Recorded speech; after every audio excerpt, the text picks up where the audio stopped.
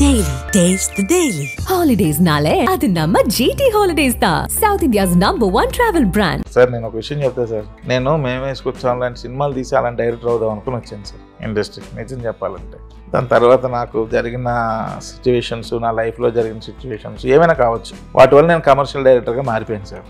Hello గురు ప్రేమ కోసం నేను కూడా ఇబ్బంది పడిన ఒక విషయం అయితే ఉంది సార్. అది ట్రైన్ ఎపిసోడ్ కొంచెం అమ్మాయిని అన్కంఫర్టబుల్ చేసేది ఉంది కదా, అది కొంచెం నాకు ఇబ్బందిగా అనిపించింది. అది ఈ లవ్ సీన్స్ వీటి మీద యశ్ చోప్రా గారి ఫిల్మ్ మేకింగ్ నాకు చాలా ఇష్టం. అండ్ ఈ సోషల్ అవేర్నెస్ వీటి మీద మణిరత్నం గారు సినిమాలు అంటే చాలా ఇష్టం. ఏం నచ్చింది సార్ ఆ మూవీలో? ఏంటి సార్ అసలు మామూలు లవ్ స్టోరీ కాదు అది అసలు. త్రినాథ్ గారు హాయ్ సార్. హలో అండి, welcome to Galatta Telugu. So మజాకాకి మీరు త్రినాథ్ రావు నక్కిన ఫిల్మ్ అని కాకుండా త్రినాథ్ రావు నక్కిన మాస్ ఎంటర్టైనర్ అని పెట్టుకున్నారు. ప్రసన్న కుమార్ బెజవాడ రచ్చ అని రాశారు. సో మీ డెఫినేషన్ లో ఒక పక్కా మాస్ ఎంటర్టైనర్ అంటే ఏంటి సార్? ఏమేమి ఉండాలి? మాస్ ఎంటర్టైనర్ అంటే it's like mass commercial elements అన్నీ ఉండాలి. సో అంటే లైక్ సెట్ సాంగ్స్ అని, మాస్ ఫైట్స్ అని, మాస్ డైలాగ్స్, మాస్ సీన్స్ అన్నీ ఉండాలి. హీరో కూడా చిన్న మాస్ అన్నీ ఉండాలి. అయితే మజాక్ ఏంటంటే ఈ ఫైట్స్ ఇవన్నీ ఏమీ ఉండవు. ఫైట్స్ ఉంటాయి చిన్న చిన్నవి, బేస్డ్ డిపెండెంట్ స్క్రిప్ట్ అనమాట, దాని మీద ఉంటాయి. బట్ స్క్రిప్ట్ సినిమా మాత్రం మరీ హెవీ మాస్ ఇది కాదు. ఈ మాస్ ఎంటర్టైనర్ అనే వర్డ్ కూడా మా హీరో ఆయన ప్రేమతో చేయించుకుంది. అది త్రినాథ్ రావు నక్కిన మాస్ ఎంటర్టైనర్. ఎందుకే అవన్నీ త్రినాథ్ రావు నక్కిన చాలే అంటే ఉందండి మీకు తెలియదు అని చెప్పి ఆయన ప్రేమతో పెట్టించుకున్నాడు ఆ ట్యాగ్, అంతే. ఇప్పుడు మీరు నాకు మేం వయసుకి వచ్చా మూవీ ఇష్టం సార్ చాలా. నేను ఒక డైరెక్టర్తో కూడా మాట్లాడుతుంటే ధమాకా గురించి మేము మాట్లాడుతున్నప్పుడు ఆ డైరెక్టర్ చెప్పారు నాకు, త్రినాథ్ రావు గారు ఇప్పుడు హీఈస్ మేకింగ్ కమర్షియల్ ఫిల్మ్స్, కానీ నేను మేం వయసుకి వచ్చాం సినిమా చూసినప్పుడు అరే ఇంత బ్యూటిఫుల్గా ఉంది ఏంటి అని నేను అనుకున్నాను. ఎట్లా ఆ డైరెక్టర్ ఈ సినిమాలు చేస్తున్నారు, ఈ వాటి ట్రాన్సిషన్ ఎలా కొట్టారు, నేను చాలా సర్ప్రైజ్ అయినా నా ఫిల్మ్ మేకర్ చెప్పారు నాకు. అండ్ మీరు చెప్పింది ఏంటంటే ఆఫ్టర్ దోస్ 3 ఫిల్మ్స్ ఇక ప్రాపర్ కమర్షియల్ సినిమానే తీయాలి, తీస్తే హిట్ సినిమానే తీయాలి అని చెప్పి మీరు బెక్కం వేణుగోపాల్ గారి దగ్గరికి వెళ్ళి మనం హిట్ సినిమానే తీస్తున్నాము, మేము వయసుకి వచ్చాము, చాలా కష్టపడి తీసాము, సినిమా చూపిస్తామా, మనం ప్రశాంతంగా ఈజీగా హిట్ కొడుతున్నాం కాబట్టి కంఫర్టబుల్గా తీద్దాము అని చెప్పి, ఎందుకంటే నాకు కమర్షియల్ మీటర్ తెలుసు అని చెప్పారు. సో కమర్షియల్ మీటర్ అనేది 2015లో ఉన్నదానికి 2025కి 10 ఏళ్ళు అయిపోయింది కదా, అది మారిందా లేకపోతే అలానే ఉందా? కమర్షియల్ మీటర్ అనేది మారలేదండి, అది అలాగే ఉంది, దాని రూపం మారి ఉంటుంది. మీరు ఆల్రెడీ బీటెక్ స్టూడెంట్ కదా, what is the definition of the energy? ఎనర్జీని మనం సృష్టించగలం లేకపోతే నాశనం చేయగలం. But it can be transferred but cannot be destroyed. ఇది అంతే. అది ఎప్పుడు ఆ మీటర్ అలాగే ఉంటుంది, దాని రూపులు మారిపోవచ్చు రకరకాలుగా వేరే వేరే సినిమాల్లో వాటి సందర్భాలను బట్టి వాటి నీడ్స్ని బట్టి మార్చవచ్చు, బట్ ఫార్ములా ఈజ్ సేమ్. రూపం ఎట్లా మారింది అనుకుంటున్నారు సార్? అంటే రకరకాలుగా టెక్నికల్గా అడ్వాన్స్ అవుతున్నాయి films, and at the same time mind sets మారినాయి, జనరేషన్ మారుతున్న కొద్ది వాళ్ళ మైండ్ సెట్ మారినాయి, అండ్ రోజు నిత్యం మనం జరుగుతున్న సిచ్యువేషన్స్ మారినాయి కదా. మళ్ళీ కొత్త ఏంటని కొత్త అన్నీ కూడా ఎన్నో రకరకాలుగా డెవలప్ అయిపోతూనే ఉన్నాయి. వాటిలో తగ్గట్టు ఇవన్నీ మారుతూ ఉంటాయి, కానీ థ్రెడ్ మాత్రం అదే ఉంటుంది. ఓకే సో అది మీ రైటింగ్ని, మీ డైరెక్షన్ని మీరు ఎంత ఎవాల్వ్ అయ్యారు అనుకుంటున్నారు లాస్ట్ 10 yearsలో? నేను ఎప్పుడు కూడా అంతే, నేను ఎప్పుడు ఫార్ములాని మాత్రం మార్చను, దానికి తగ్గట్టుగా మిగిలిన అన్నీ మార్చుకుంటూ వెళ్తాను, కానీ అది మాత్రం మార్చను, యాజ్ ఇట్ ఈస్ దాన్ని ఫాలో అవుతాను. ఎలా తెలుస్తుంది సార్ రాసేటప్పుడు లేకపోతే తీసేటప్పుడు సార్? ఆడియన్స్ కి వర్క్ అవుతుంది. అదే చెప్తాను. నేను ఎప్పుడు ఏం చేస్తానంటే ఇప్పుడు దీనికి ఒక ఏమంటారు ఫార్ములాస్ లేకపోతే ఏవో లైక్ లెక్కలో ఏమి ఉండవు.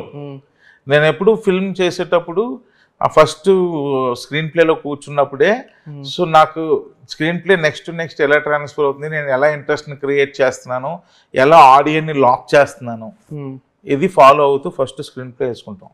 వేసుకున్న తర్వాత సీన్స్ వైజ్ రాబోసరికి ప్రతి సీన్లో ఉన్నది ఏంటి, ఈ సీన్ ఎందుకు పండుద్ది, ఈ సీన్ ఎందుకు జనాలు ఎంటర్టైన్ అవుతారు అన్నది చెక్ చేసుకుంటాను. ఇది అయిపోయిన తర్వాత ఫస్ట్ హాఫ్లో ఉన్న థియేటర్ హైల్ ఏంటి, సెకండ్ హాఫ్లో ఉన్న థియేటర్ హైల్ ఏంటి, ఈ 3 100% ఫాలో అవుతాను. ఓకే. ఈ ఫాలో అవడం వల్ల ఏమవుతుందంటే నా సినిమా బోర్ కొట్టదు ఇంకా. అర్థమైంది కదా, యా. అందువల్ల అస్సలు బోర్ కొట్టదు. ఇది అంటే నా సినిమా సంబంధించిన సీన్లు ఇందులో ఉండొచ్చు. మీరు ఇందాకలు అడిగినట్టు వేరే జోనర్ ఫిల్మ్స్ చేస్తే వాళ్ళ తగ్గ సీన్లు, హర్రర్ ఫిల్మ్ అనుకోండి, హర్రర్ తగ్గ ఆ సీన్లు ఆ స్క్రీన్ ప్లే అలా వెళ్తారు అంతే. అలా. సో ధమాకా అనే మూవీ వచ్చినప్పుడు అందరూ సర్ప్రైజ్ అయ్యారనమాట. ఎందుకంటే పాండమిక్ తర్వాత కమర్షియల్ సినిమా అనేది ఏమంటారు ప్రాపర్ ఒక ఎంటర్టైన్ ఆ టెంప్లెట్లో ఉండే మూవీస్ వర్క్ అవ్వట్లేదు అనే టైంలో వచ్చి ధమాకా ఒక స్ప్లాష్ క్రియేట్ చేసింది, చాలా పెద్ద హిట్ అయింది. దాని తర్వాత కూడా to be very honest commercial సినిమాలు అంత పెద్దగా ఆడలేదు. ఓకే, చిన్న సినిమాలు ఎంటర్టైనర్స్ ఆడున్నాయి కానీ ఆ స్కేల్లో ఒక పెద్ద సినిమా అంత బాగా ఆడలేదు. So what explains the success of Dhamaka sir? Dhamaka అంటే ఇప్పుడు మీరు అన్నది పాండమిక్ టైంలో చాలామంది నేను అంటే అప్పుడు ఇండస్ట్రీలో చాలా దగ్గర నేను విన్న విషయం ఏంటంటే ఆఫ్టర్ కోవిడ్ అన్నీ చేంజెస్ అయిపోయినాయి, మనిషి యొక్క ఇది చేంజ్ అయిపోయింది, అది చేంజ్ అయిపోయింది, సినిమా చేంజ్ అయిపోతుంది, మొత్తం చేంజ్ అయిపోయింది, మనం ఇంకా మారిపోవాలి, పాత స్క్రిప్ట్లన్నీ పడేయాలి, ఇంకా మనం కొత్తగా ఏదో క్రియేట్ చేయాలి, కొత్త వరల్డ్ని క్రియేట్ చేయాలి, ఇలాంటి వర్డ్సే విన్నా. మొత్తం 100కి 100% ఇవే విన్నా ఎక్కడికి వెళ్ళినా సరే. ఏందిరా ఏంది ఈ సిచ్యువేషను అంటే ఇప్పుడు అందరు మైండ్ సెట్లు ఇలాగే ఉన్నారనమాట. అందరూ ఇలాగే ఆలోచిస్తున్నారా? ఈ టైంలో ఎవరు ఇలాగే ఆలోచించట్లేదు కాబట్టి మనం పక్కా కమర్షియల్ సినిమా తీద్దాం, ఇదే వర్కౌట్ అవుద్ది అని చెప్పి సినిమా అయింది. తర్వాత అన్నారు కమర్షియల్ సినిమాలు కూడా చూడొచ్చు అన్నారు. అందువల్ల ఇక్కడ ఏం ఉండదండి, మనిషిని ఎంటర్టైన్ చేయాలంతే. మీరు ఏ సినిమా తీసినా సరే వచ్చిన ఆడియన్స్ ఎంటర్టైన్ చేయాలంతే. బట్ ఈ కొత్తదనం ఒక దాన్ని ఇంజెక్ట్ చేయాలి అనే ఆ ప్రెషర్ ఉందా సార్ మీకు? ఉంటుంది, కొత్తదనం ఇంజెక్ట్ చేయాలని ఉంటుంది. అంటే అది రకరకాలుగా ఉంటుంది సార్. అది కొత్తదనం అంటే ఒకసారి నేను ఒక విషయం చెప్తా సార్. ఇప్పుడు కొత్తదనం అంటే ఇప్పుడు ఏంటి, అది ఒక కాఫీ షాప్లో పెట్టి సీన్ చేస్తే కొత్తదనం అయిపోద్దా సార్? లేదా ఏంటి జారానా జోయానా ఏదో బ్రాండ్ ఉంటుంది కదా, ఆ బ్రాండ్ బట్టలు జారానా ఆ జారా బ్రాండ్ బట్టలు తీసుకొచ్చి చేసేస్తే అది కొత్తదనం అయిపోద్దా సార్? అది అవ్వదు.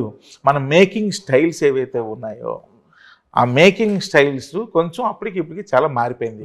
టెక్నాలజీ పెరిగిపోయింది, టెక్నికల్ స్టఫ్ పెరిగింది, టెక్నికల్ పర్సన్స్ పెరిగారు. దీన్ని కొంచెం అడాప్ట్ చేసుకొని దాన్ని మనం యాడ్ చేయగలిగితే చాలు, కొత్తగా ఉంటుంది. ఓకే. మీ కెరియర్లో చాలా ఇంపార్టెంట్ వ్యక్తి ప్రవీణ్ పూడి గారు. ప్రవీణ్ గారా?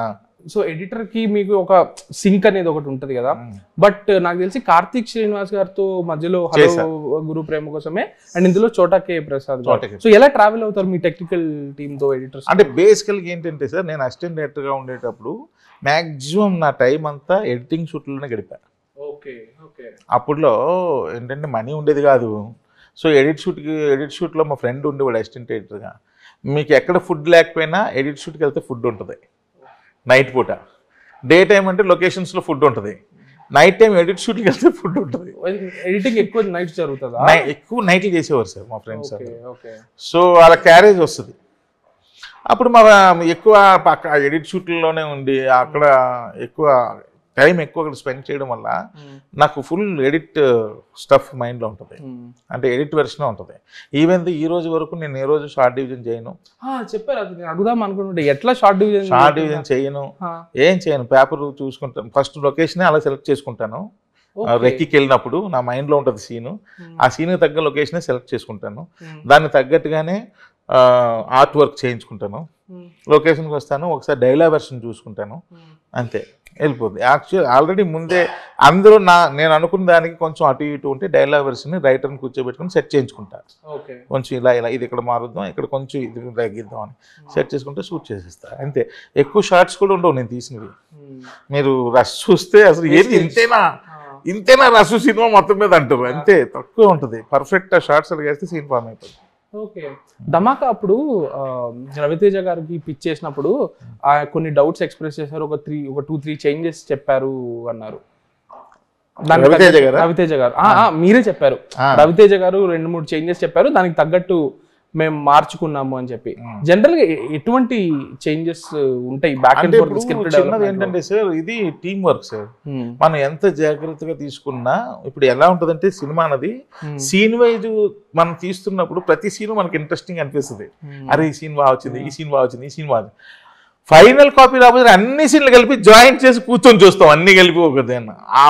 అన్ని ఒక ప్లాట్ఫామ్ మీద తీసుకురాబోతే కొంచెం నాన్సింగ్ కొడతాయి. ఒక్కోసారి సెట్ అయిపోతాయి, ఒక్కోసారి ఎక్కడో ఇదేదో కొడుతుంది ఏంటి అన్న ఫీలింగ్ వస్తుంది. ఆ సీన్ కావచ్చు, లేదా ఫైట్ కావచ్చు, లేదా అక్కడ ఏదో ఉన్న సాంగ్ ఉంటే బాగుంటుందా అని అనిపిస్తుంది. అది కామన్. అది ఒక్కోసారి నాకు ఆ రైటింగ్ స్టేజ్లో రైటర్ చెప్పేటప్పుడు నాకు ఐడియా రాకపోవచ్చు, టోటల్ ఫామ్ అయ్యాక అప్పుడు అనిపిస్తుంది, అరే నిజమేరా ఇక్కడ ఏదో ఉండాలనిపిస్తుంది అని. అలా రవితేజ గారు ఆయన చూస్తున్నప్పుడు అబ్బాయి నాకు ఇక్కడ ఇలా కొడుతుందా నాకు అదే అనిపిస్తుంది అని అనుకొని, సరే ఇక్కడ ఏదో చేద్దాం అబ్బాయి అని చెప్పి చేసుకున్న తప్పేం కాదు. అది సినిమా సక్సెస్ కోసం ఎవరి సలహాలైనా తీసుకోవచ్చు సార్, తప్పేం లేదు అసలు. అంతే కదా, సినిమా హిట్ కావాలి, అది important. End of the day cinema hit కావాలి. సో అలాగే నేను రవితేజ గారిని కాదు, ఈవెన్ ఎనీ హీరో కాదు, any writer, any assistant director ఎవరు చెప్పినా నేను అవును నిజమే, ఇది నాకు ఇక్కడ నిజమే, ఆయన చెప్పింది కరెక్టే అనిపిస్తుంది, నేను వెంటనే యాక్సెప్ట్ చేస్తాను. లేదు అలా అనిపించలేదని చెప్తా, నువ్వు చెప్పింది కరెక్టే కానీ బట్ ఇక్కడ వర్క్ అక్కర్లేదు, ఇలా వెళ్ళిపోవచ్చు అని చెప్తా. అండ్ మీకు పాపులర్ అంటే సినిమా చూపిస్తా మా నుంచి కమర్షియల్ వేలో వచ్చిన తర్వాత బాగా మీకు హెల్ప్ అయింది కామెడీ. అవును, లాస్ట్ 10 yearsలో కామెడీ మూవీస్లో నేను లోకల్, ధమాకా ఇవి ఉంటాయి. బట్ ఇప్పుడుండే సినారియోలో కామెడీ కూడా చేయడం రిస్క్ అయిపోయింది. ఎందుకంటే సెన్సిటివ్ విషయాల్ని టచ్ చేసి అది కొంచెం ఇన్సెన్సిటివ్గా అది కానీ బాగా చేయకపోతే చాలా గట్టిగా వస్తుంది క్రిటిసిజం. ఒకప్పుడు అంటే వదిలేసి వెళ్ళిపోయేవారేమో, ఒక 10 జోకులు ఉంటే ఒక 3 జోకులు కానీ కొంచెం ఇబ్బంది పెట్టే జోకులు ఉంటే మిగిలిన 7కి నవ్వి వదిలేసి వెళ్ళిపోయేవారు. ఇప్పుడు ఒక్క జోక్ ప్రాబ్లమాటిక్ ఉన్నా కూడా ఆ ఒక్క జోక్ని పట్టుకుని ప్రాబ్లం. అన్ని మీ ప్రశ్నకి ఆన్సర్ ఏంటంటే ఈ జోకులు పంచులు ఇవి కాదు, totality of the movie. Thread miss అవ్వకుండా ఇవన్నీ ఉండాలి, అర్థమైందా సార్? మనం థ్రెడ్డే స్ట్రాంగ్ చేయకుండా ఇక్కడ 10 జోకులు వేసాం, ఇక్కడ 2 జోకులు వేసాం, ఇక్కడ 4 పంచులు వేసాం అంటే అది వర్కౌట్ అవ్వదు. అది అవ్వదు. ఏదైతే main soul of the film ఉందో అది ఎప్పుడు క్లియర్గా ఉండాలి, కరెక్ట్గా ఉండాలి, దానికి ఇవన్నీ యాడ్ ఆన్ అవుతాయి. మనం దాన్ని మిస్ చేసుకొని నేను ఎందులో 10 జోకులు వేసా, అక్కడ 5 పంచులు వేసా, రాలేదంటే రాదు. ఎందుకు వస్తుంది? ఆ పంచులు జోకులు చూడడానికి సినిమాకి రాకర్లేదు కదా, మీ చేతిలో మొబైల్ ఉంది, ఇన్స్టెంట్ ఎంటర్టైన్మెంట్. అది ఇలా ఒక 30 seconds ఉంటుందా రీలు, 1 minute ఉంటుంది, 1 minute సూపర్ ఎంటర్టైన్ చేస్తుంటారు వాళ్ళు, అంతే కదా. ఇది దాటి సినిమాకి రావాలి, చాలా దాటారు. ఎందుకంటే డబ్బులు పెట్టి 3 hours ఇది మళ్ళీ ఫ్రీ చేతిలో ఉంటుంది కదా. సో కాబట్టి మనం సినిమాకి వెళ్ళేటప్పుడు అవి ఆ సోల్ ఎప్పుడు మిస్ అవ్వకూడదు. సోల్ మిస్ కాకుండా మనం ఈ పంచులు కానీ అంటే ఏం చేసినా ఓకే వర్కౌట్ అవుతుంది. బట్ కొన్ని క్రిటిసిజం ఐఎమ్ నాట్ షూర్ మీ దాకా వచ్చిందో లేదో తెలీదు.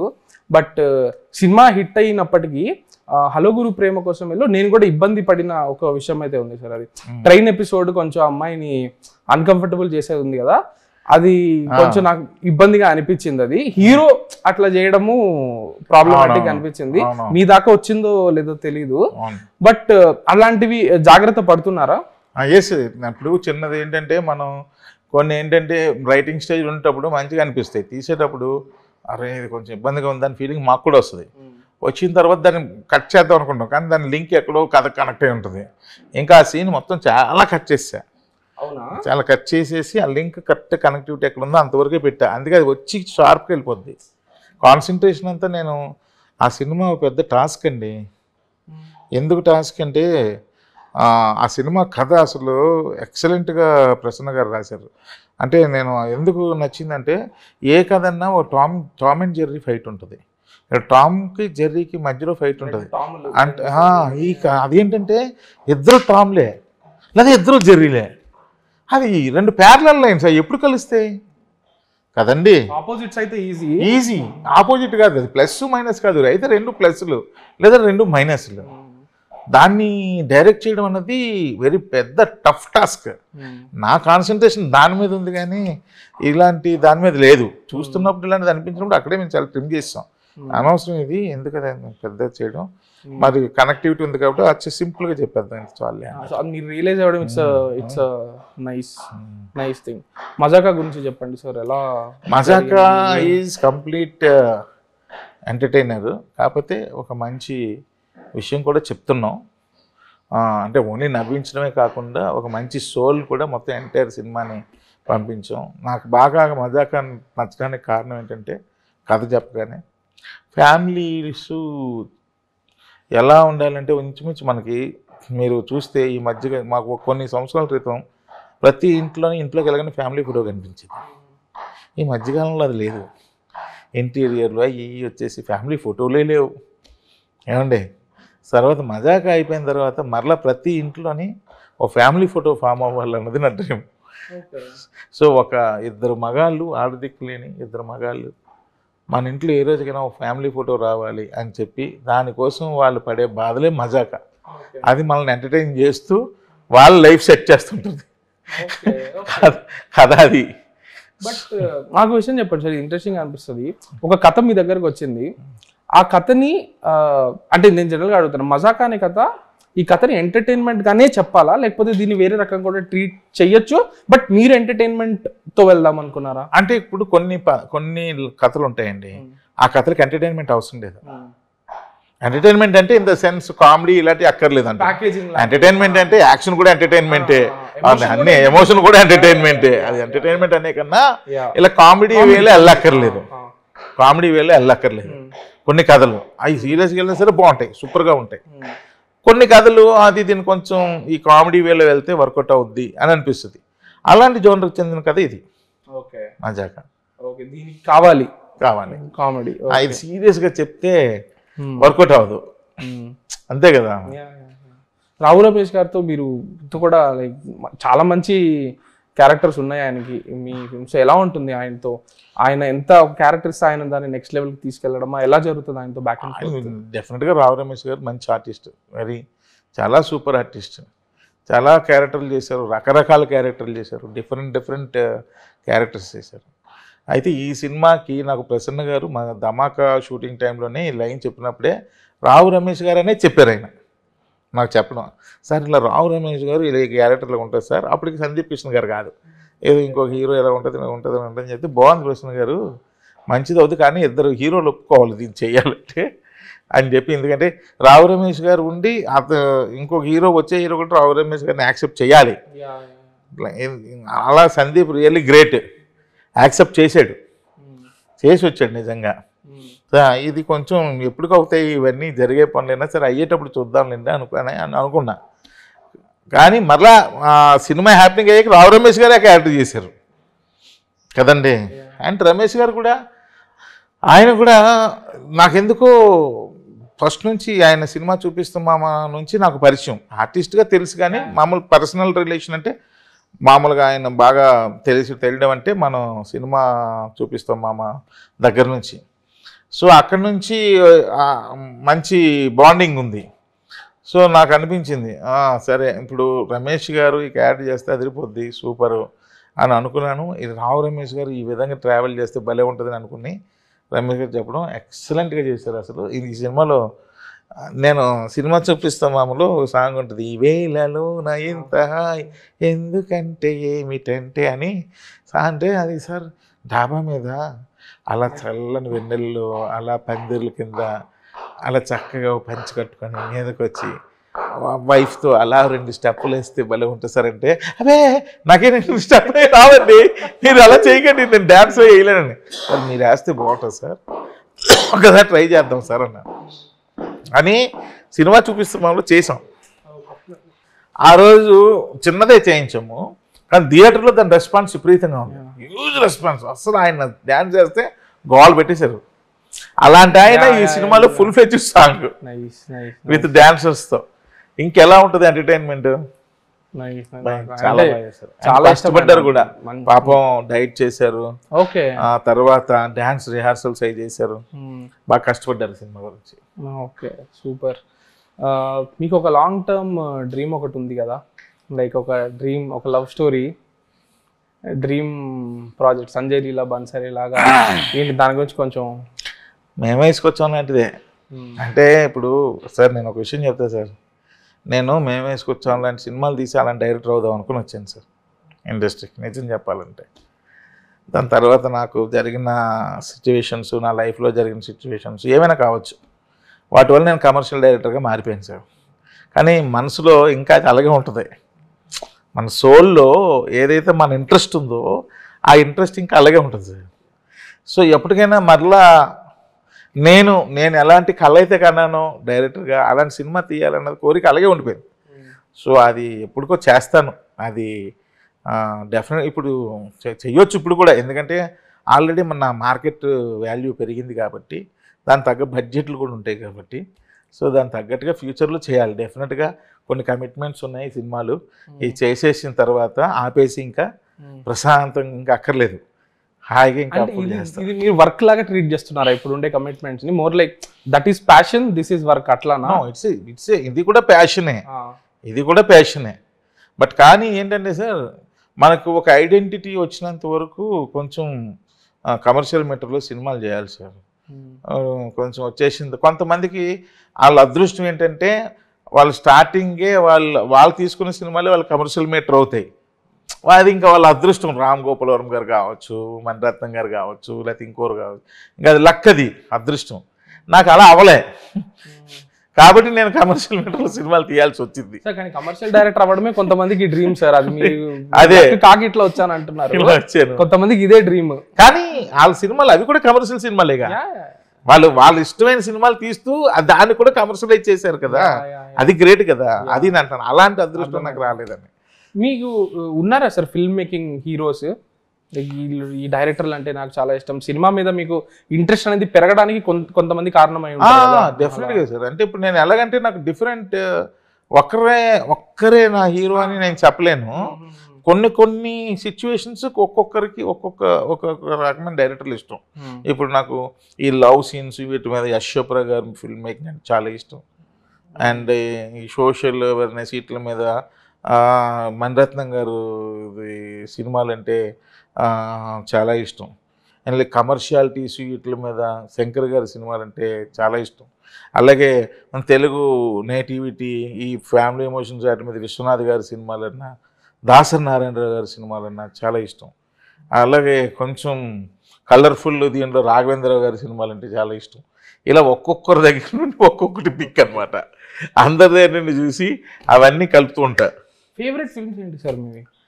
బాగా ఇష్టపడి చాలా సార్లు చూసిన సినిమా? ఎన్నిసార్లు చూసినా చూడాలనిపించే సినిమా బొంబాయి సార్. ఏందో ఆ సినిమా ఎన్నిసార్లు చూసినా అలాగే చూడాలని ఉంటుంది. లేకను కూర్చుని పోతుంటా, అలాగే చూస్తూ ఉంటారు. ఇంకా చాలా ఉన్నాయి సార్. కొన్ని షేర్ చేసుకోండి. అంటే మీ సెన్సిబిలిటీ, మీ సినిమాలో ఒక స్టైల్లో ఉంటాయి, బట్ యాజ్ అన్ ఇండివిజువల్ గా మీ ఫిల్మ్ టేస్ట్, మీ పర్సనాలిటీ వేరే అయి ఉండొచ్చు. సో అది తెలుసుకుందామని. అలాగే దేవదాస్ సినిమా ఏఎన్ఆర్ గారిది బాగుంటుంది, అది బాగుంటుంది. సంజయ్ లీలా బన్సాలి దేవదాస్ సినిమా కూడా నాకు భలే ఇష్టం, చాలా ఇష్టం. అలాగే హిందీలో దడకన్ సినిమా, దడకన్ సునీల్ శెట్టి, అక్షయ్ కుమార్, శిల్పా శెట్టి, ఈ మూడు మీ స్టైల్ సినిమాలు కానే కాదు. ఫస్ట్ అది కూడా ఆ సినిమా కూడా చాలా ఇష్టం సార్. ఏం నచ్చింది సార్ ఆ మూవీలో? ఏం సార్, అసలు మామూలు లవ్ స్టోరీ కాదు అది, అసలు ఎక్సలెంట్ లవ్ స్టోరీ. అంటే అమ్దిల్ దే చుక్కేసనం కూడా అలాంటి లవ్ స్టోరీయే కాదంట్లా. కానీ ఎందుకో నాకు ఆ సంభవం నేను దడకనికి బాగా కనెక్ట్ అయిపోయాను బాగా. ఆ సినిమాను కూడా ఎప్పుడు నైట్ మా ఫ్లాట్లో, మా అపార్ట్మెంట్, వీళ్ళంతా ఒక గ్రూప్ లాగా ఉంటారు కదా, నైట్ ఎప్పుడైనా షూటింగ్ కానీ లేదా ఆఫీస్ నుండి కానీ లేట్గా వెళ్ళాను అనుకోండి, 11 అవగానే స్నానం చేసేసి చక్కగా దాన్ని ఏమంటారు, అమెజాన్ అలెక్సాలో దడకన్ సాంగ్స్ ప్లే చేస్తారు. ప్లే చేయగానే మా ఫస్ట్ ఫ్లోర్ అయినా వెంటనే గ్రూప్లో సార్ వచ్చారు, ఇప్పుడే దడకన్తో స్టార్ట్ అయింది మెసేజ్ పెడతాడు. టక్కలు అట్లు రిప్లై మెసేజ్ ఎప్పుడెండ్ అవుద్దో డైలీ అంటే అంత ఇష్టం నాకు ఆ పాటలు అంటే. వాళ్ళు ఒక అసోసియేషన్ మీటింగ్ ఉంటుంది కదా, అప్పుడు ఈ డిస్కషన్ పెడుతుంటే మా తమ్ముడిని, అరే నీకు తెలియకుండా జరుగుతుంది తెలుసా మన అసోసియేషన్ లో, ఏంట్రా అంటే నువ్వు రావడం ఎప్పుడు వెళ్ళిపోవడం ఎప్పుడు కూడా నువ్వు పెట్టే పాటలు పెట్టాలి చెప్తున్నారా, ఎన్ని గంటలు పడుకుంటావు కూడా చెప్తున్నారు వాళ్ళు. మహమ్మద్ రఫీ గారి సాంగ్స్ తో ఎండ్ అవుతుంటది. అంటే మహమ్మద్ రఫీ గారి సాంగ్స్ తో సూఫీ మ్యూజిక్ అంటే చాలా ఇష్టం. రెహమాన్ గారి సూఫీలు ఇవన్నీ మిడిల్ ఆర్డర్ ఉంటాయి. ఓపెనింగ్ బ్యాట్స్మెన్ ఏమో దడకన్ ఉంటాడు, మిడిల్ ఆర్డర్ లో ఉంటే ఇంకా ఎండింగ్ ఏమో రఫీ గారికి వెళ్ళిపోతాం. రఫీ గారికి వెళ్ళారంటే ఇంక సార్ స్లీప్కి వెళ్తారు. ఎంతసేపు వింటారు? ఇంచుమించు ఒక 1.5 hours సార్. అన్ని జస్ట్ పాటలు వింటారు? జస్ట్ ఫోన్ చూస్తూ వింటారా లేకపోతే జస్ట్? ఫోన్కి నేను అసలు complete dead against sir. Phone ఎప్పుడు మ్యాక్సిమం చేతిలో ఫోన్ లేకపోతే బాగుందని అనుకుంటుంటాను, కానీ అవసరానికి ఫోన్ వాడుతూ ఉంటాను. కానీ ఫోను అసలు సోషల్ మీడియా ఎక్కువ స్పెండ్ చేయడం అసలు దీనికి కంప్లీట్ ఎగనెస్ట్. ఇంట్లో మూవీస్ చూడగలుగుతున్నా సార్ ఓటీటీలో, లేకపోతే ఫోన్ వైపుకి వెళ్ళిపోతుందా చెయ్యి? నాకైతే అటెన్షన్ చాలా మంది చెప్తున్నారు చూడలేకపోతున్నాం మేము టీవీలో మూవీస్, ఆటోమేటిక్ గా ఫోన్ కి రీచ్ అవుట్ అయిపోతున్నాము. అవును, చాలా ఇది నేను కూడా చాలా సార్లు చూశాను. కొంతమంది అబ్జర్వ్ చేస్తే సినిమా చూస్తుంటారు, ఫోన్ తీసేస్తుంటారు, అంటే అక్కడ డిస్కనెక్ట్ అయిపోతుంటారు సినిమాకి. నాకు తెలిసి థియేటర్లో కూడా అదే ఉంటుంది చాలా ప్లేసెస్. అలా అదే అంటున్నాను, మనం ఆడియన్ని ఫోన్ తీసే ఛాన్స్ ఇవ్వద్దు అసలు. ఫోన్ ఎందుకు తీయాలంటే వాళ్ళు ఇప్పుడు అన్ని వీడియోలు పెట్టేసుకుంటున్నారు కదా, అది కూడా చెయ్యొద్దు. నేను చాలామంది చెప్పాను, వద్దురా నాయన బోర్డు ఖర్చు పెట్టి సినిమాలు తీస్తున్నాం, చిన్న చిన్న క్లిప్పే కదా సార్ అంటారు. చిన్న క్లిప్ అయినా వద్దురా నాయన, ఎక్సైట్మెంట్ పోద్ది, థియేటర్కి రావాలి కదా ఆడియన్స్ అంటుంటారు. సూపర్. అదే నాకు ఎందుకు ఫేవరెట్ మూవీస్ అడిగానంటే త్రినాథరావు నక్కిన గారికి దడకన్, దేవదాసు, బాంబే ఈ 3 ఫేవరెట్ మూవీస్ అని అనిపించవు మీరు? కాదు మరి, సరే మరి మేము వేసుకోవచ్చు కదా, అది అసలు స్టార్ట్ ఎక్కడైంది మేము వేసుకొచ్చేదే కదా. బట్ ఇప్పుడు మాకు ఐడెంటిటీ త్రినాథరావు గారు అంటే ఏంటి అంటే కమర్షియల్ ఎంటర్టైనర్ కదా. సుకుమార్ గారు ఎప్పుడు అంటుంటారు, ఇప్పటికీ త్రినాథ్ నాకు నీ ఫస్ట్ సినిమా నాకు ఇష్టం, నువ్వు మళ్ళీ అలాంటి సినిమా తీ, నేను ప్రొడ్యూసింగ్ చేస్తా ఎప్పుడు అంటుంటారు. వద్దు సార్ ఇప్పుడు వద్దండి అంటుంటాను నేను. లేదు నాది అది చాలా సెన్సిబిలిటీస్ ఉంటాయి ఆ సినిమాలో, నా మాట నువ్వు ఒకసారి అలా ఒక్కసారి ఫోకస్ చేయి, నువ్వు అలాంటి సినిమా తీద్దామని సార్ ఫ్యూచర్లో. సూపర్. ఐ హోప్ మీరు ఆ డ్రీమ్ ప్రాజెక్ట్ సంజయ్ లీలా బన్సాలి గారికి ఇష్టం అంటే తెలుస్తుంది దేవదాస్, సో మీరు కూడా వెంటనే ఆ డ్రీమ్ ప్రాజెక్ట్ వైపుగా అడుగులు వేస్తూ అక్కడికి వెళ్ళి ఆ డ్రీమ్ రీచ్ అవ్వాలని కోరుకుంటూ thank you so much for the time. All the best sir. February 26 కి మజాకాకి all the best. Thank you very much. Taste the Daily. Holidays nale adu namma GT Holidays da, South India's #1 travel brand.